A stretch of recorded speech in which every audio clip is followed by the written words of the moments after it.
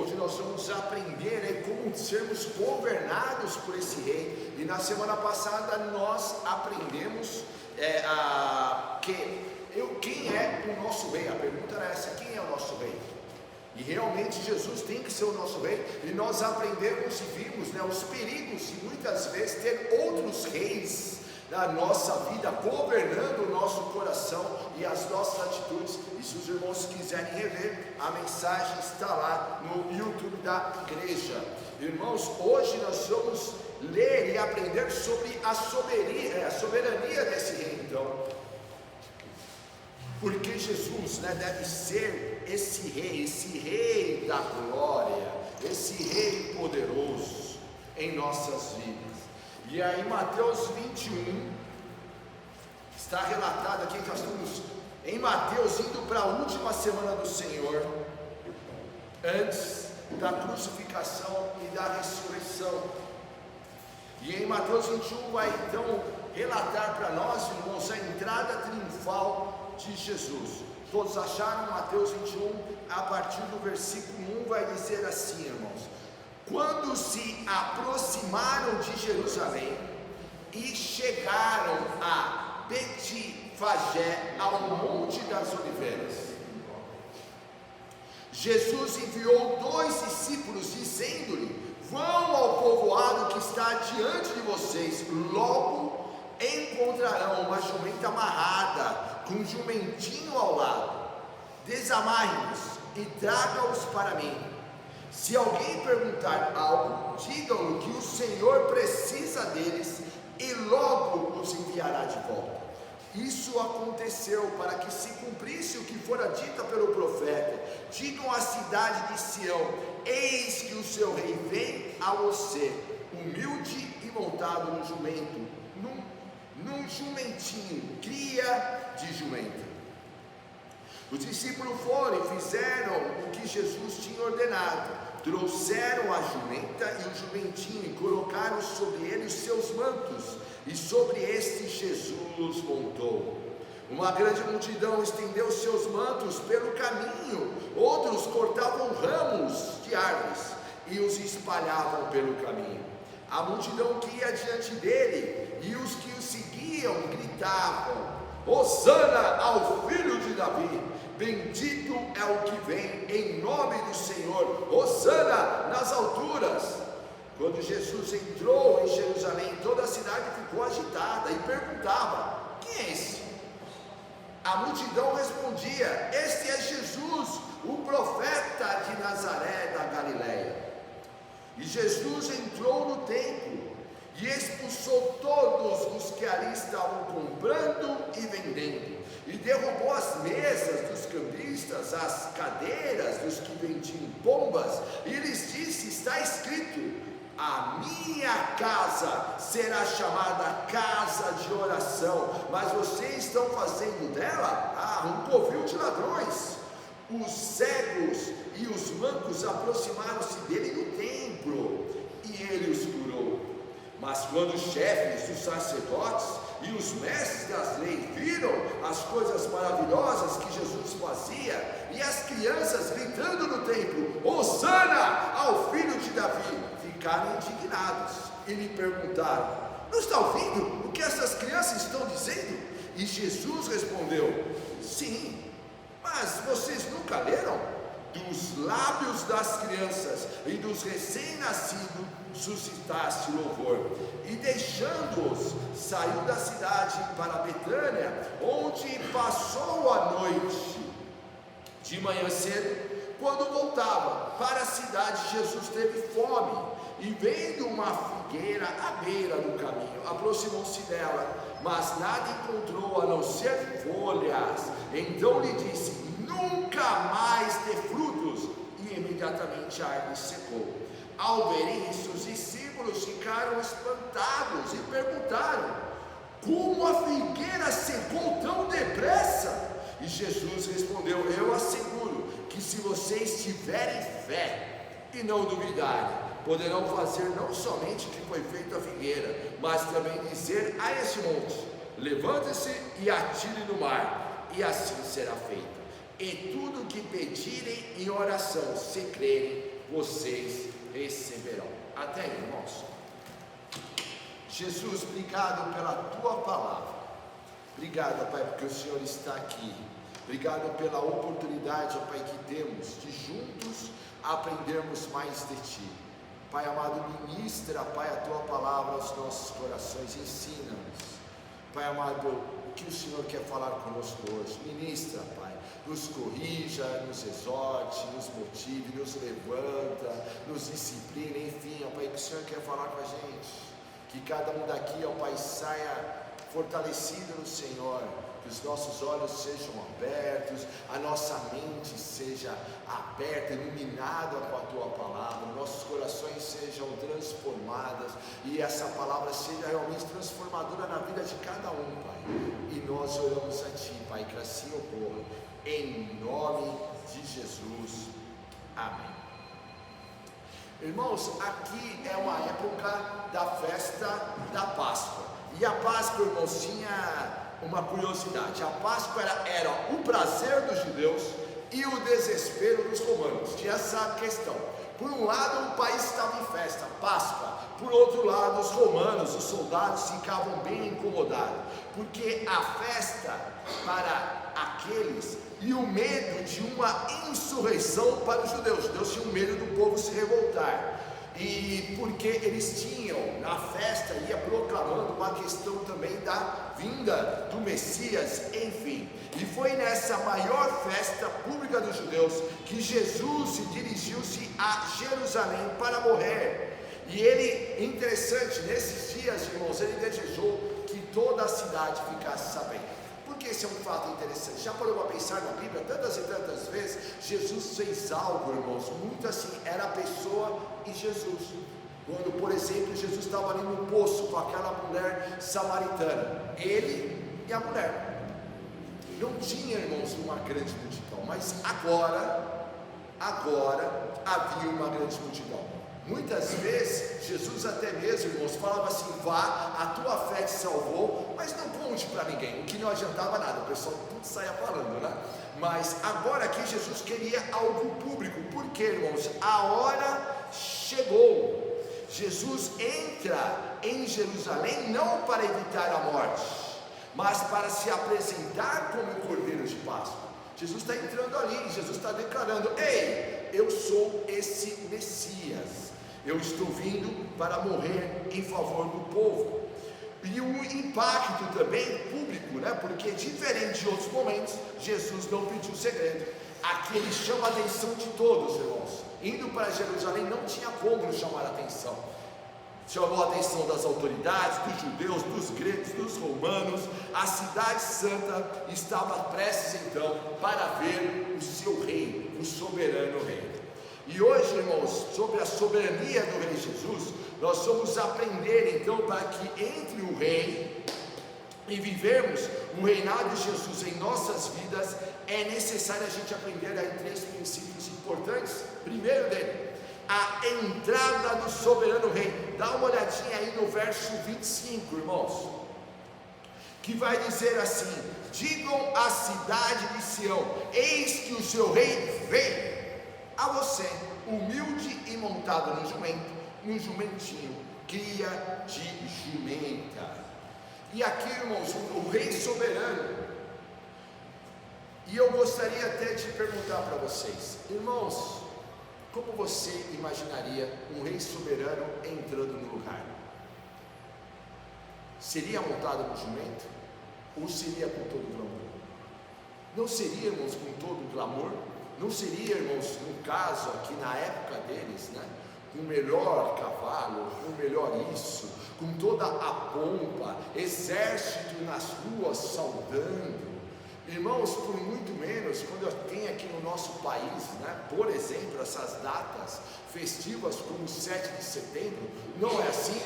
7 de setembro, exército na rua. 7 de setembro, desfiles, né? Aí vem o presidente e tudo mais. Por quê, irmãos? Uma autoridade, é uma data importante. Mas aqui o rei soberano, ele entrando em Jerusalém, ele entra de uma forma diferente. Ele entra com uma humildade constrangedora. Jesus pede, irmãos, para os seus discípulos irem ao povoado uma pequena missão, que está no versículo 1 a 3. Eles estão chegando próximo de Jerusalém, irmãos, e há uma expectativa, o que Jesus vai fazer? Será que Jesus vai se declarar ali? Será que ali o povo vai saudar Jesus como aquele Messias guerreiro da qual eles esperavam? O povo esperava, irmãos, um Messias guerreiro, um Messias que viesse libertá-los de Roma. E havia expectativa, será que Jesus vai fazer assim? Será que Jesus vai vir dessa forma? E de repente Jesus pede para os discípulos, irmãos, vá lá na cidade, vocês vão pegar uma jumentinha, vai ter lá um jumentinho, traga-os para mim. E se alguém questionar, fala, olha, o mestre está precisando. E eu acho tão bonito e tão interessante, irmãos, porque se a pessoa questiona, os discípulos falavam e a pessoa deixava. Interessante isso. O mestre está precisando, tudo bem, ele devolve, né? E era essa pequena missões. Enquanto, irmãos, na época os generais romanos entravam exibindo, irmãos, cavalos de guerra, aqueles cavalos brancos, bonitos, enfeitados, quando eles vinham também com carruagens de ouro, porque eles haviam vencido uma guerra, eles tinham conquistado um povo inimigo. Era dessa forma que eles entravam em Roma, era dessa forma que eles entravam na cidade. Jesus entra, irmãos, humildemente em Jerusalém, montado num jumento. E agora, o que isso, irmãos, vai também nos ensinar? Nessa humildade toda de Jesus, fique atento, pois o Rei soberano continua a agir humildemente em nossos dias. Às vezes, irmãos, nós temos nas nossas mentes uma forma como Deus vai agir, e a gente cria toda uma narrativa na nossa mente. Se é de Deus, vai ser assim. Olha, se é de Deus, Deus é poderoso, então o Senhor vai mandar um anjo. Por certo, o Senhor vai mandar um anjo. Por certo, o Senhor vai levantar um grande profeta para falar comigo. Por certo, olha, o Senhor vai falar nos sonhos. Por certo, enquanto eu estiver ali ajoelhado, orando na minha casa, vai ter um tremor, vai acontecer alguma coisa, Deus vai me dar uma visão. E nós imaginamos muitas vezes, irmãos, coisas muito grandiosas. Por certo, no decorrer do culto, alguém vai trazer para mim uma palavra profética, alguém vai revelar tudo aquilo que está acontecendo na minha vida. Por certo isso, por certo aquilo outro, grandes coisas.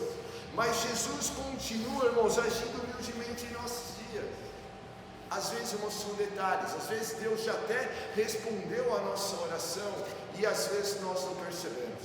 Nós temos, irmãos, aqui o exemplo, irmãos, de Elias. Lá, se vocês quiserem anotar, lá em 1 Reis 19, do versículo 9 ao 18, vai relatar que Elias ele vai para a caverna. Elias ali, irmãos, ele está vivendo um momento da qual muito difícil na vida pessoal dele. O grande profeta Elias. O grande profeta Elias tinha acabado de orar e tinha descido fogo dos céus e todos os profetas de Baal foram destruídos no país. Entretanto, a esposa do rei, a rainha Jezabel, ela ameaça tirar a vida do rei, a vida do profeta. Falou assim: profeta Elias, por certo eu vou te matar, assim como você matou os meus profetas. Jezabel era uma adoradora de Baal, uma grande adoradora de Baal, e ela prometeu ali então tirar a vida do profeta. Nesse momento, irmãos, o profeta realmente ele entra numa crise. E ele entra ali, irmãos, ele dá atos ali de uma crise depressiva realmente. E ele vai para uma caverna. E naquela caverna o Senhor começa a ministrar na vida dele. O que tu fazes aqui? O que tu fazes aqui, Elias? Elias começa a conversar com Deus. E aí em certo momento, irmãos, enquanto ele estava ainda na caverna, Deus fala para ele assim: olha, se prepare, eu vou te visitar. Como você imagina que Deus visitaria o profeta, irmãos? E naquela caverna aparece, a Bíblia fala que aparece ali, irmãos, houve terremotos. Não fazia sentido Deus falar com o povo, com o profeta com terremotos.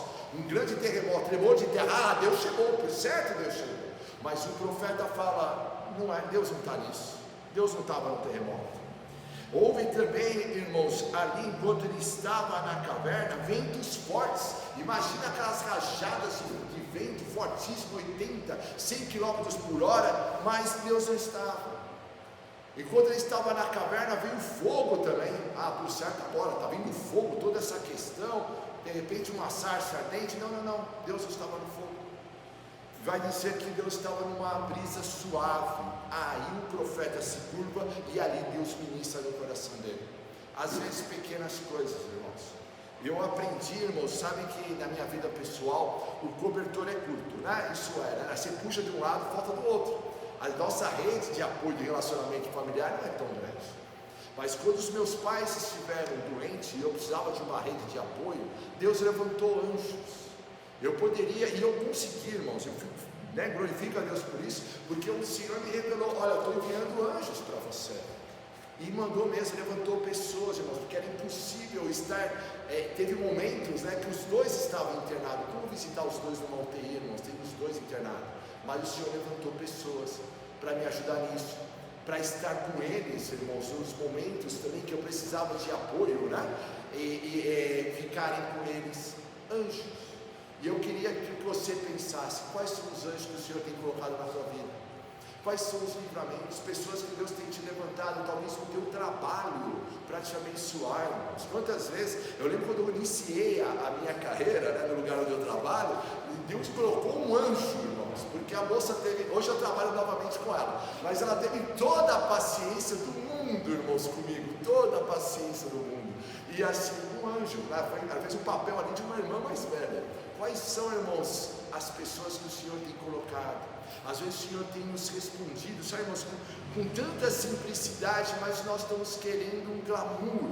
E hoje eu te convido a você ficar atento. O Senhor continua a entrar e a se manifestar com brisa suave. O Senhor continua a entrar, irmãos, com atitudes inesperadas como essa, entrando na cidade com um jumentinho. Aqui também vemos, irmãos, a consumação de um plano eterno. Jesus está cumprindo a promessa de Zacarias. Anota aí para você ler depois, Zacarias 9:9, que vai dizer assim: alegre-se muito, cidade de Sião, exulte Jerusalém, eis que o seu rei vem a você, justo e vitorioso, humilde e montado num jumento, um jumentinho, cria de jumenta.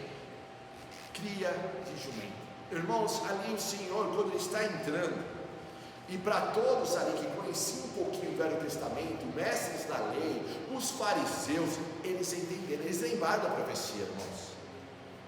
Então Jesus está se declarando então que Ele é o Messias, Ele está entrando na cidade, Ele está aqui, olha, cumprindo essa promessa de Zacarias. E irmãos, estava mesmo, tudo que Jesus estava predito sobre o Messias no Antigo Testamento, foi cumprido em Jesus. Tudo, irmãos, tudo, quer seja escrito nos Salmos, escrito no Pentateuco, escrito nos profetas, escrito, irmãos, no Velho Testamento, foi cumprido em Jesus, em detalhes. E a questão, irmãos, para mim e para você, o Rei soberano continua a cumprir as suas promessas, cada uma delas que está na Bíblia, o Senhor continua a cumprir as promessas, irmãos. Ele é o mesmo ontem, hoje e será eternamente. Todas as promessas do Senhor, Ele continua a fazer e Ele continua a agir. Por isso nós podemos orar com fé, por isso nós podemos crer nele. Ele não muda, irmãos. Nós temos que fortalecer o nosso coração e viver cada uma dessas promessas em nome de Jesus. Segundo princípio, irmãos, devemos então adorar ao Rei soberano. Olha o que vai dizer aí no verso 9: a multidão que ia diante dele e os que seguiam gritavam: Hosana ao filho de Davi, bendito é o que vem em nome do Senhor, Hosana nas alturas. Irmãos, nós somos chamados para adorar a Deus, e fomos chamados para adorar a Deus em espírito e em verdade, como está lá em João 4:24. Pois em meio dos louvores Deus habita, como está no Salmo 22:3. E a multidão aqui não está gritando Hosana, um clamor por salvação, que aqui nós vamos ver, ele reconhece três faces de Jesus. Mas a questão aqui do Hosana, irmão, Hosana significa salva-nos. Era um cântico messiânico, no sentido, o Senhor vem nos salvar. Eles esperavam, irmãos, que era uma salvação de um império romano. era uma salvação governamental, era uma salvação física, terrena. Mas o Senhor realmente estava salvando o seu povo dos seus pecados. E aqui nesse ato aqui de adoração do povo, a gente vê ele, dá uma olhadinha no verso 29, Jesus é clamado como Salvador. Hosana significa salva-nos agora. E eles buscavam essa libertação. Então eles estavam ali declarando Jesus como Salvador. Tu és o Deus que salva. Uma outra questão, irmãos, outra face de Jesus que é demonstrada nesse versículo: Jesus como rei, reconhecido como filho de Davi. Como está escrito aí, filho de Davi, irmãos, é a promessa que Deus falou para Davi, dizendo que da geração de Davi, o reino de Davi seria eterno. Por que era eterno, irmãos? Porque da linhagem de Davi viria Jesus. E aqui o povo estava declarando: olha, tu és aquele que o Senhor prometeu para Davi, tu és esse Messias prometido. Por isso, irmãos, eles estão aí clamando filhos de Davi no texto, porque era um cântico e era uma reverência, citando: tu és aquele que, olha, os profetas falavam, aquele que o Senhor prometeu que viria e estabeleceria novamente o trono de Davi. Eles imaginavam um trono físico, mas Deus estava falando de um novo reino, o reino dos céus sendo estabelecido, irmãos. Então aqui eles estão declarando: Jesus é o rei, Jesus é o filho de Davi. Eles estavam declarando, eles estavam também declarando, dá uma olhada no verso 11, Jesus como profeta, alguém cujo ensino, autoridade e ações eram irresistíveis. Jesus curava, Jesus pregava, ele se conhecido como profeta. Então estavam reconhecendo Jesus como Salvador, como rei, como profeta nessa entrada na Jerusalém. Agora a pergunta que eu faço para você: quem é Jesus para você? Quem é Jesus, irmãos? Quando nós estamos louvando a Deus, o povo, quando estava louvando a Deus, eles estavam declarando Jesus como Salvador, Jesus como Rei e Jesus como Profeta. E eu e você, quando estamos adorando, nós estamos saindo de um momento de adoração, certo? Nós adoramos a Deus. Quem é Jesus para nós no nosso ato de adoração? A Bíblia vai dizer: devemos adorar em espírito e em verdade. Mas, irmãos, para adorar Jesus em espírito e em verdade, eu preciso então reconhecer e saber quem Ele é. Quem é Jesus para você? Quem é Jesus para você, irmãos, na hora da sua prova, da sua dificuldade, na hora das suas lutas, na hora que você vai orar, na hora que a sua fé está sendo provada? Quem é Jesus para você? Porque crer, irmãos, quando tudo está correndo bem, é fácil, não? Ou é mais fácil? Mas e quando a enfermidade vem? E quando o desemprego bate a porta? E quando algum plano ou desejo particular é frustrado? Quem é Jesus? Quando vem as provas, quando vem os levantes, quando vem a tentação, quem é Jesus para nós? Aqui, irmãos, muitos ficaram agitados. Dá uma olhada no verso 10 e 11, questionando: quem é este? Enquanto muitos ali, irmãos, estão aclamando Jesus, Jesus está entrando, e o povo está declarando Hosana, outros estão perguntando: quem é esse? E eu volto a te perguntar: e para você, quem é Jesus? Jesus é o Salvador, Jesus é o Senhor, Jesus é o soberano Rei. Porque, irmãos, se assim nós vemos e assim nós cremos, isso vai impactar a sua oração, e tem que impactar. Quando você está ali, irmãos, orando, você está perante o Rei dos Reis e Senhor dos Senhores. Não é um Deus morto, não é um Deus que não pode nada fazer, não é um Deus distante. Quando você está ali no seu ato de orar a Deus, em grandes orações, irmãos, ou pequenas orações, você está ali declarando o que para Ele? Quando você está ali sentado, que Ele é o teu Rei, que Ele é o teu Senhor, que Ele é o Todo-Poderoso. Você está ali orando, sabe, irmão? Você está ali, foi a Ele até a oração, em oração. Agora, se para mim Jesus Ele é todo esse poderoso, a minha oração vai ser muito contagiada com fé. Por quê, irmãos? Não pode ser diferente. Eu não estou orando, irmãos, para qualquer um, eu estou orando para o Rei dos Reis, Senhor e Senhores. Eu estou orando para aquele que, quando ele fala, mar cesse, pare, o mar para. Eu estou orando para aquele que, quando ele fala assim, inimigo, espírito imundo, saia desse jovem, o espírito sai. Eu estou orando para aquele que, quando a mulher vai e toca na orla da veste dele, a pessoa é curada. Eu estou orando para aquele, irmãos, que tem todo o poder nos céus e na terra. Eu estou orando para aquele, irmãos, que tudo pode. E por isso, irmãos, todo espírito de descrença, por mais que seja confortável para nós, você já parou para pensar como o espírito de descrença, ele acaba falando aquilo que nós queremos ouvir. Olha, não, você nem orou ainda, mas você já tem a desculpa. Você nem foi até Jesus. Vamos trazer essa mulher, irmãos, que tocou em Jesus, que tinha um fluxo de sangue há muitos e muitos anos. Ela tinha esse problema. Quando ela saiu de casa, o que você acha que ela pensou, irmãos? Ah, se der certo, beleza? Você acha que foi assim? Será, irmãos, que uma pessoa assim, com um desânimo desse, será que sairia de casa? Ah, eu vou tentar. Mas muitas vezes, irmãos, nós como cristãos estamos na casa de Deus e nós estamos tentando. Não, mas se não for, eu vou orar. Mas se não correr, tudo bem. A gente não vai, sabe, irmãos, a questão não estou dizendo uma questão de nós nos revoltarmos, não é isso. Eu estou dizendo uma questão de nós não crermos.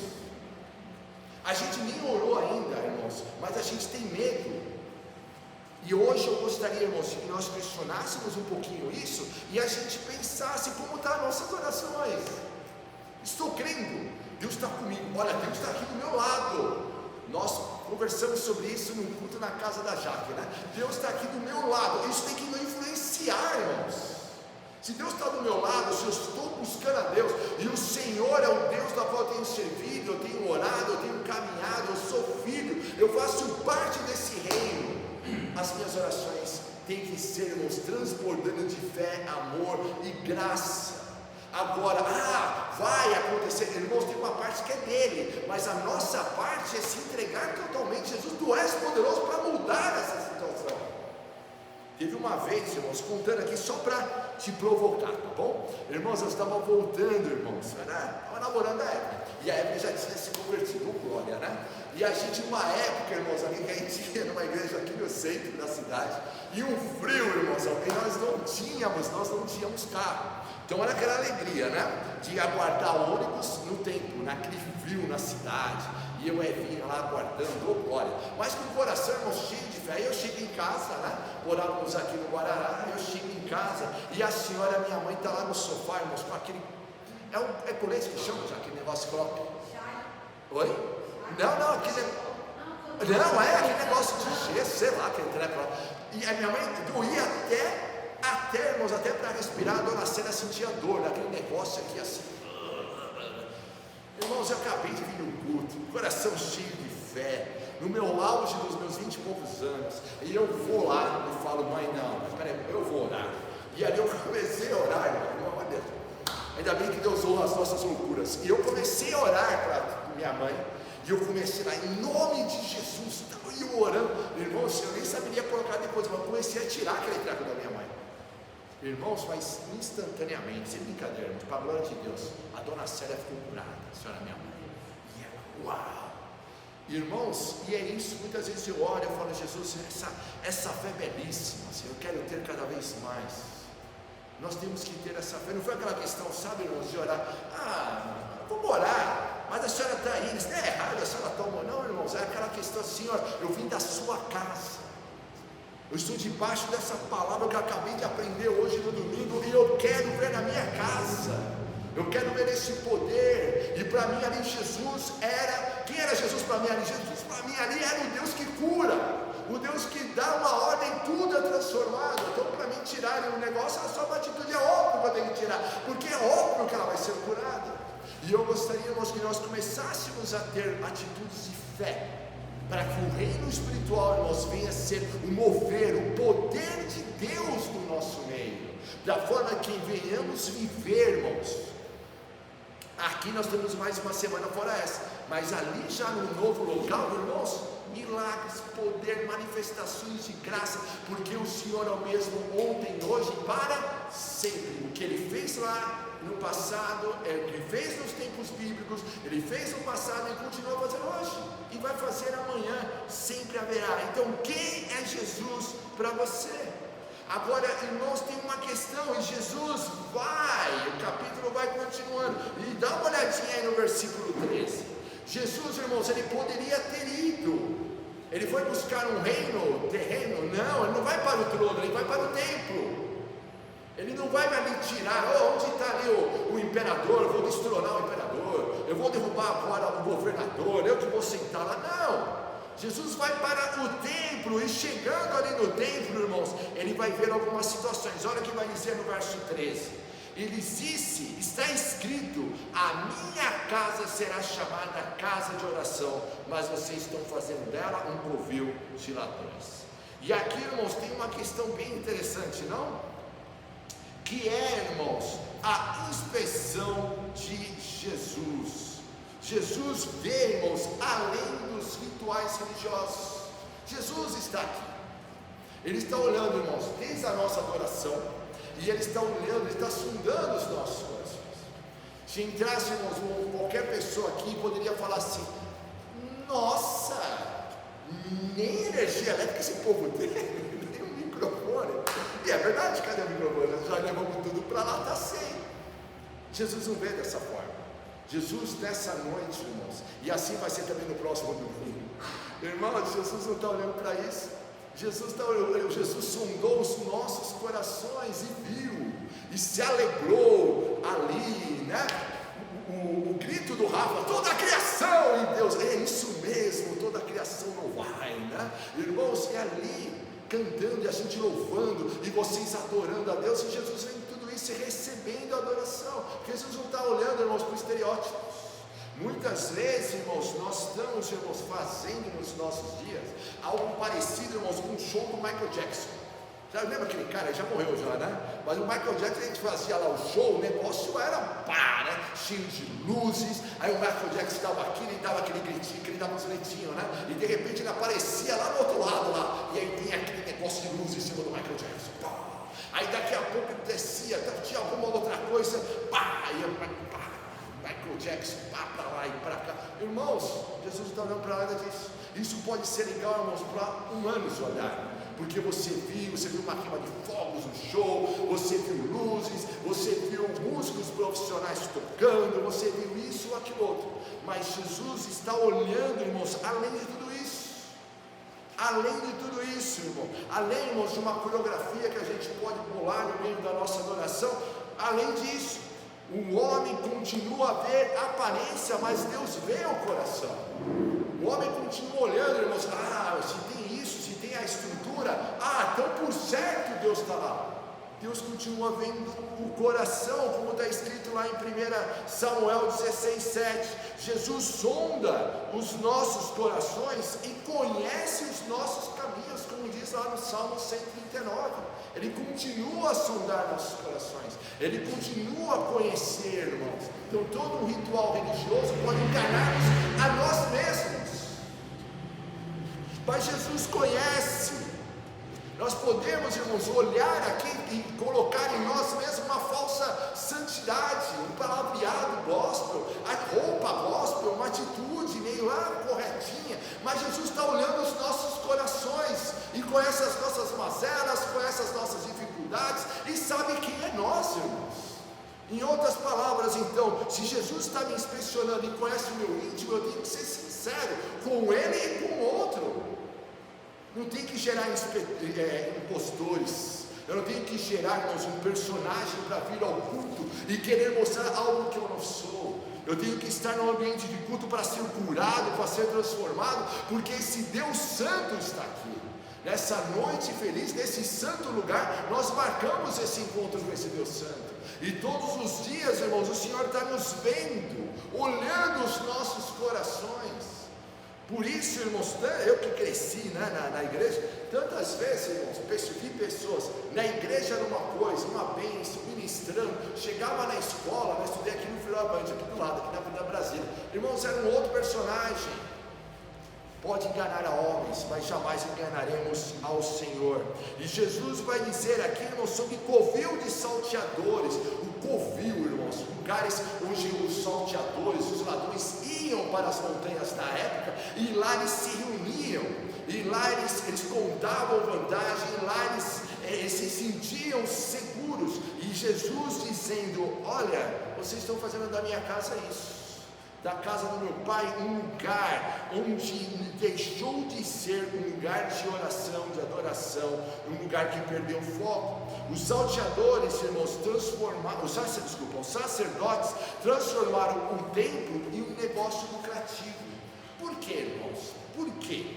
O pessoal chegava lá, irmãos, o pessoal trazia, certo? Para o pecado, eles traziam um cordeirinho. Aí eles traziam, irmãos, pessoal simples, escolhia o melhor animal, que precisava ser um animal sem defeito. Eles chegavam ali no templo, os sacerdotes olhavam e falavam o quê? Isso aqui o Senhor não vai aceitar esse animalzinho não. Você faz o seguinte, você vai ali, tá vendo ali o pessoal ali que está vendendo? Compra um lá é joia. Por que eles faziam isso, irmãos? Eles ganhavam em cima dessa venda. Eles chegavam lá, os estrangeiros, irmãos, para oferecer ofertas e tudo mais, e muitas vezes também, irmãos, vinham com moeda do país. Eles olhavam para a moeda, e a moeda, muitas vezes, a estampa da moeda tinha um símbolo pagão, e eles olhavam e falavam assim: desculpa, mas nós não podemos aceitar essa moeda, você vai precisar então trocar pela nossa moeda. E nisso, irmãos, eles cobravam taxas, e eles destruíam. Imagina você chegar lá com 10 reais, por exemplo, e o cara falar assim: olha, mas os seus 10 reais aqui com a gente só vale 3. Para quê, irmãos? Eles ganhavam dinheiro nessas transações, e por isso então, irmãos, perdeu-se totalmente o foco. E aqui, irmãos, virou-se um negócio, tornou-se um covil, um ambiente que atrapalhava o povo de arrepender-se dos seus pecados. Porque se nós, irmãos, tivéssemos nessa época, a gente questionaria: eu vou fazer o que naquele tempo? Aquele tempo, no meio dos sacerdotes, irmãos, estava atrapalhando realmente o mover de Deus, da forma como eles estavam fazendo. E aqui nós precisamos também, irmãos, ter muito cuidado. E olha o exemplo aqui da figueira.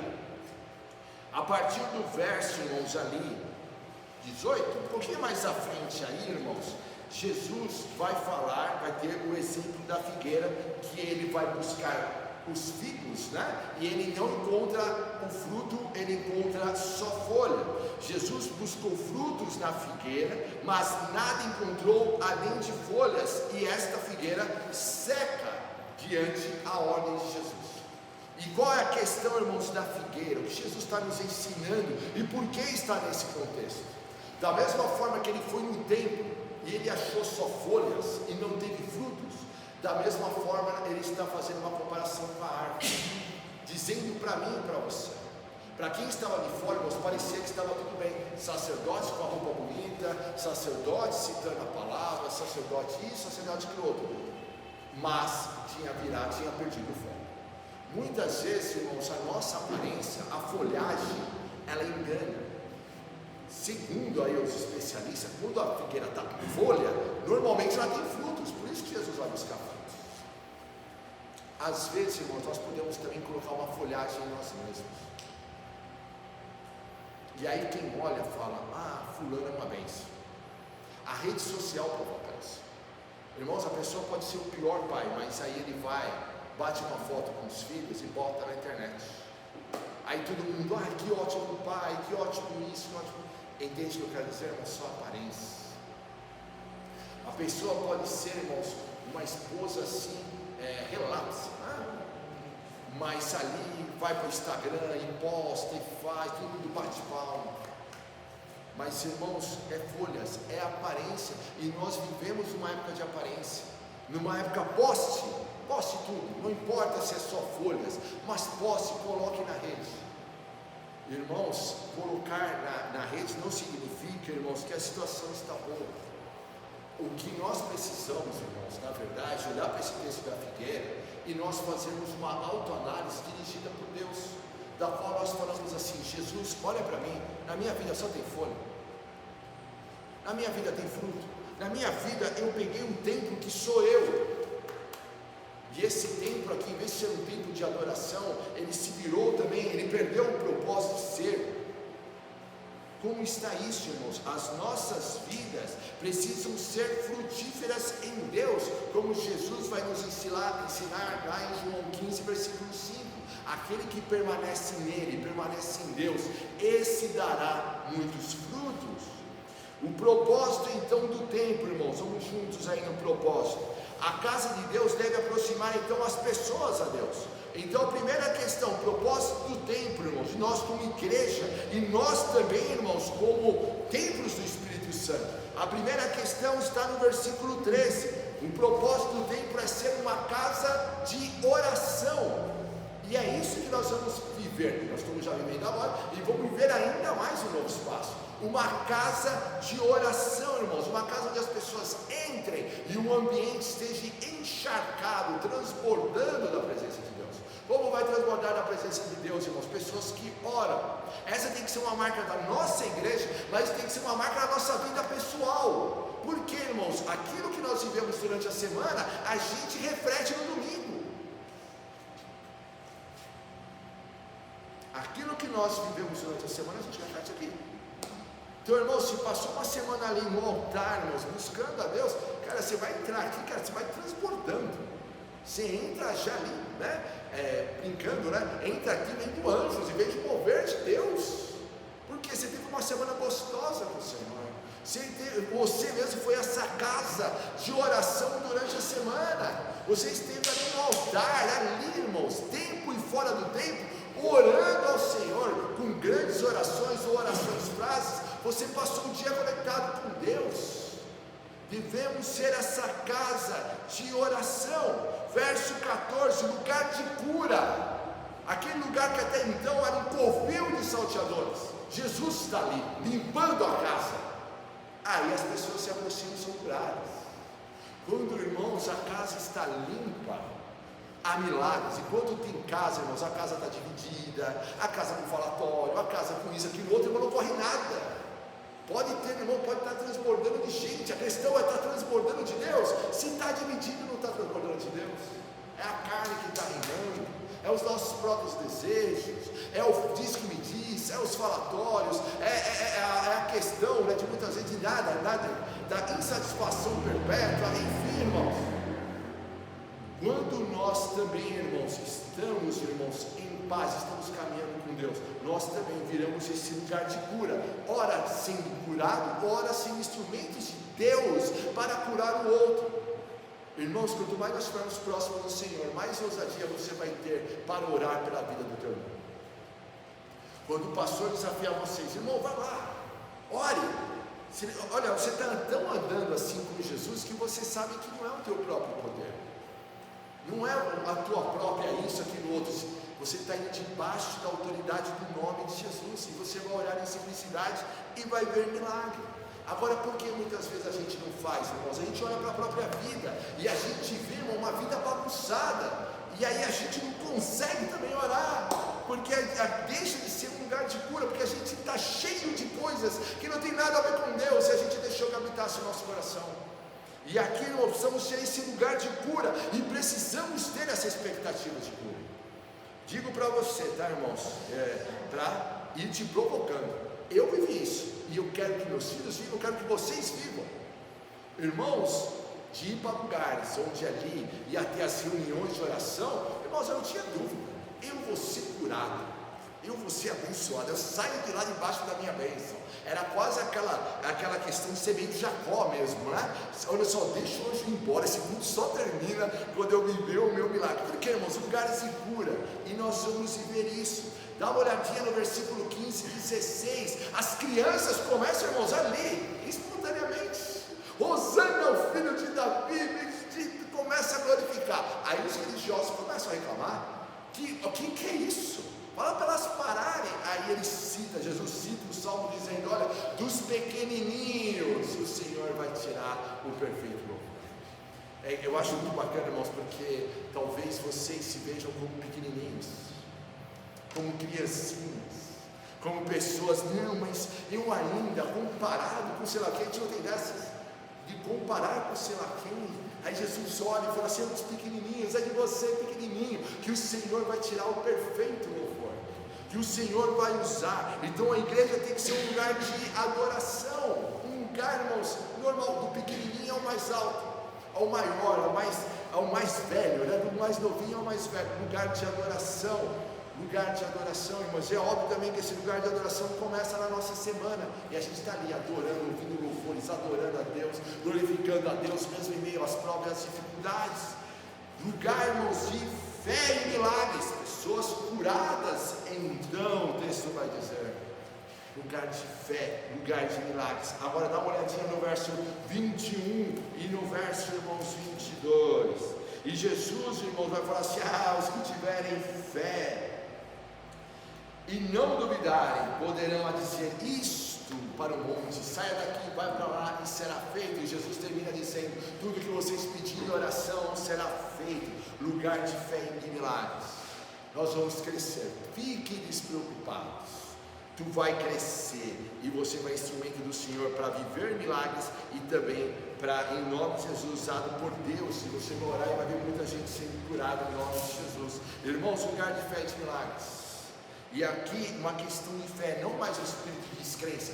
A descrença, irmãos, me coloca num lugar confortável, onde eu não preciso crer. A descrença vai dizer para mim assim: tá vendo, você pode ficar aí e tal. A fé vai dizer para mim, para você: se exponha e creia que você vai orar e o poder de Deus vai se manifestar. E o que o Senhor espera, irmãos, que nós tenhamos essa fé. Não é ausência de medo, é vencer o medo, é diferente. Eu ainda vou ter essa conversa, se Deus quiser, com o apóstolo Pedro, né, quando ele ora para o rapaz que está na frente do templo, irmãos, ali, paralítico. Ele fala para o rapaz: se levanta e anda. O rapaz, pua. Será que não teve, irmãos? Um pouquinho assim, rapaz, se eu falar e não acontecer, né? Então, se teve, irmãos, ele venceu o medo. Quando nós citamos no domingo passado, cai, lembra do que ele está assistindo o culto e ele cai no terceiro andar e ele vai à morte. Apesar de estar ali no ambiente de culto, ele vai à morte porque ele caiu, né, na altura do terceiro andar. E o apóstolo Paulo vai até aquele jovem e olha, o jovem ressuscita. Será que não tinha uma pressão? Será que Paulo sentiu isso aí? Meu Deus, e agora? Irmãos, ele venceu a pressão, ele venceu os olhares, ele venceu uma crítica no meio do caminho. Também, né, você está demorando, né? Ele venceu tudo isso, irmãos, e ele orou e o rapaz volta à vida. O que eu quero dizer, irmãos, é a fé da qual nós precisamos crescer e vencer. E volta, irmãos, e falo por quem também está crescendo nisso. É óbvio que vem, irmão, óbvio que vem. Mas, IC, aí a gente abandona IC e fala: Deus, eu vou cumprir e vou fazer aquilo que o Senhor pede para eu fazer, porque eu creio que o Senhor é o Deus de milagre. Um lugar, irmãos, de obediência e santidade. Dá uma olhada no versículo 28 e 32. Jesus vai citar a parábola dos dois filhos. Um fala que vai e não vai, e outro fala que não vai e acaba indo. E aqui que nós aprendemos, irmãos, que a casa do Senhor tem que ser um lugar de obediência, um lugar de santidade. Isso começa também durante a semana, e a gente vê então, irmãos, um viver de obediência, de santidade ao Senhor, onde nós abandonamos o pecado, onde a gente nega nós mesmos, onde a gente quer caminhar com Jesus. E aí no verso 43 vai dizer também, irmãos, que devemos demonstrar frutos do reino. Isto é, irmãos, aquilo que acontece no céu tem que acontecer na terra. Frutos do reino, sinais, maravilhas, conversões, arrependimentos de pecado em nome de Jesus. Agora, irmãos, nós somos templos do Espírito Santo. 1 Coríntios 6,19 diz isso: somos templo. E Jesus, irmãos, não purificou o templo porque odiava o lugar. Não, eu não gosto de ir lá. Não. Jesus purificou o templo porque amava demais para deixá-lo corrompido. E da mesma forma, Jesus te ama demais para deixar, de repente, irmãos, você viver da mesma forma que tem vivido. Jesus te ama demais e quer te limpar, e quer te lavar, e quer te transformar. Jesus quer limpar as mesas do seu coração hoje, do meu coração hoje, irmãos. Limpar as mesas, tirar tudo aquilo que não provém dele, tudo aquilo que está nos tirando do foco. Agora a pergunta para nós é: o que tem ocupado o espaço da oração na sua vida? O que tem ocupado? O que tem te tirado uma posição de ser uma casa de oração para ser outra coisa, bem distante daquilo que o Senhor tem para você? O que tem tirado é o comércio das preocupações? É isso, é uma marca na sua vida? É isso que tem ocupado o seu coração?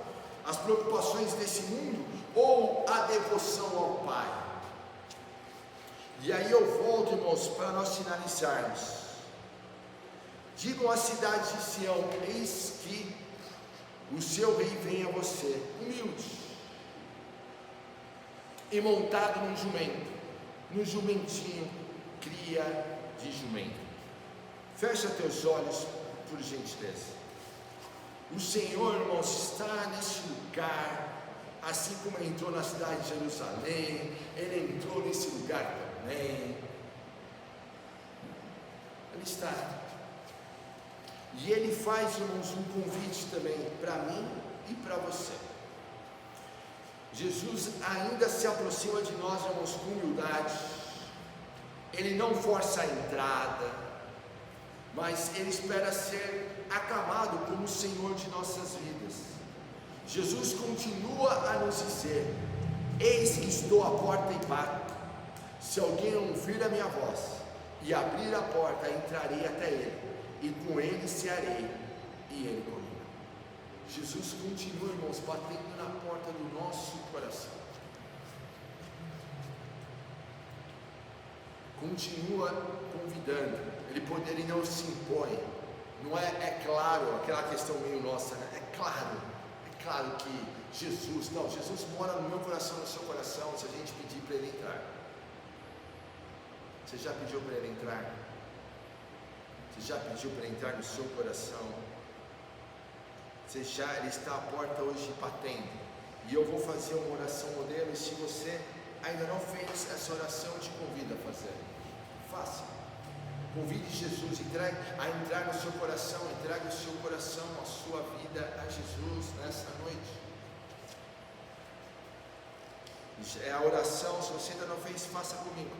E a oração é assim: Senhor Jesus, nesta noite, eu te reconheço como meu Senhor e o meu Salvador. Entrego a Ti o meu coração, a minha vida, e eu te prometo, Senhor, a te servir, a te seguir por todos os dias da minha vida. Perdoe os meus pecados, seja o meu Senhor, o meu Rei, o meu Salvador, em nome de Jesus. E ainda de olhos fechados, se você fez essa oração pela primeira vez e quiser uma oração, eu gostaria que você levantasse a mão. A Evelyn vai até você, vai orar contigo. Mas se você fez a oração comigo, levante sua mão, queremos orar com você. O Senhor é bom, Ele é poderoso. E ainda de olhos fechados, o que Jesus tem encontrado no seu coração? O que Jesus tem encontrado no seu coração?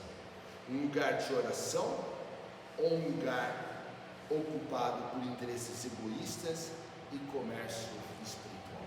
Gostaria que os irmãos ficassem de pé.